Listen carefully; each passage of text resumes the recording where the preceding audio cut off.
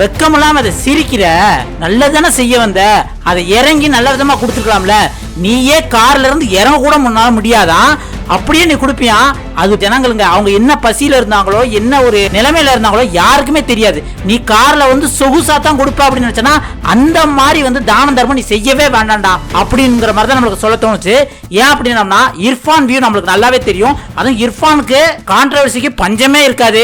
Accident பண்ண கேஸா இருந்தாலும் சரி, இந்த குழந்தையோட ஜெண்டரை ரிவீல் பண்ணதா இருந்தாலும் சரி, எவ்வளவு பெரிய கான்ட்ரவர்சியில சிக்கினாலுமே பணம் இருக்கிற ஒரே திமிருல அதை சமாளிச்சிடலாம் அப்படின்ட்டு தைரியமா இந்த மாதிரி ஆளுக சுத்திட்டு இருக்காங்க. இதை பார்த்தா நம்மளுக்கே எவ்வளவு கடுப்பா இருக்கும். இவங்க ரம்ஜானுக்கு இல்லாதவங்களுக்கு சில பேருக்கு உதவி பண்றதுக்காக கொஞ்சம் பணமும் கொஞ்சம் ட்ரெஸ்ஸும் வந்து கொடுக்கறதுக்கு போயிருக்காங்க. அப்ப அந்த பக்கம் இருந்து வாங்குறவங்க இதை பார்த்தவனே கொஞ்சம் ஆவேசத்துல கொஞ்சம் வேகமா வாங்கியிருக்காங்க. இதை பார்த்துட்டு ஏமா இப்படி பண்றீங்க, அசிங்கமா பண்ணாதீங்க அப்படின்ட்டு வாங்குறவங்கள அசிங்கப்படுத்தினது மட்டும் இல்லாம அது சிரிச்சுக்கிட்டு என் பொண்டாட்டி கைய பிடிச்சி இழுத்துறா, எப்பா சாமி என்னமோ கஷ்டப்பட்டு கூட்டத்துல போய் உதவி செஞ்ச மாதிரி, ஏண்டா நீ அப்படி அவங்களுக்கு உதவி செய்யணும்னு நினைச்சனா அவங்களுக்கு நீ இறங்கி கொடுத்திருந்தனா அது ஒரு மதிப்பு.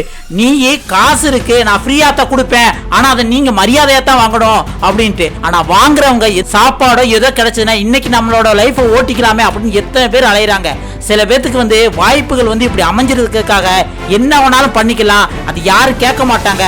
இதை விட வெக்கம் இல்லாம வீடியோ எடுத்து போட்டு அதுவும் அது எடிட்டிங்ல ஸ்லோ மோஷன்ல போட்டு அது இவங்க என்னமோ கொடுக்கும்போது ரொம்ப கஷ்டப்பட்டு இவங்க கூட்ட நெரிச்சல்ல பண்ண மாதிரி வந்து அவன் காமிக்கிறான். அதுவும் பேக்ரவுண்ட்ல ஃபன்னான ஒரு காமெடி மியூசிக் போட்டு அதுக்கப்புறம் சிரிக்கிறான் குடும்பத்தோட.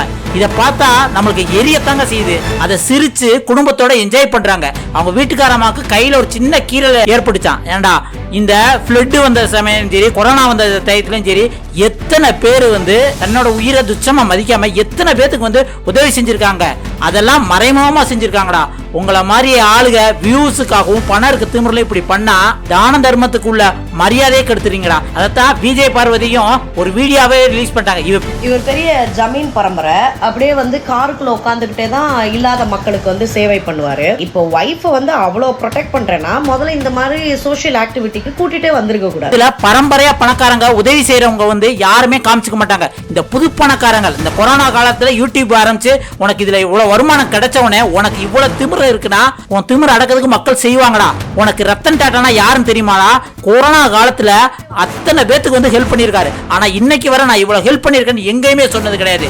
ஆனா நீ காருக்குள்ள உட்கார்ந்து ஹெல்ப் பண்ணி அப்படின்ட்டு விஜய் பார்வதி மேல 1000 நம்ம விமர்சனம் இருந்தாலும் இந்த விஷயத்துல இர்ஃபானை கீழே கிழிச்சிட்டாங்க. இதுல இர்ஃபான் வந்து இதை நான் தெரியாம செஞ்சுட்டேன் அப்படின்ட்டு மன்னிப்பு வேற கேட்டிருக்காருங்க. அது எப்படிங்க தெரியாம செய்வீங்க?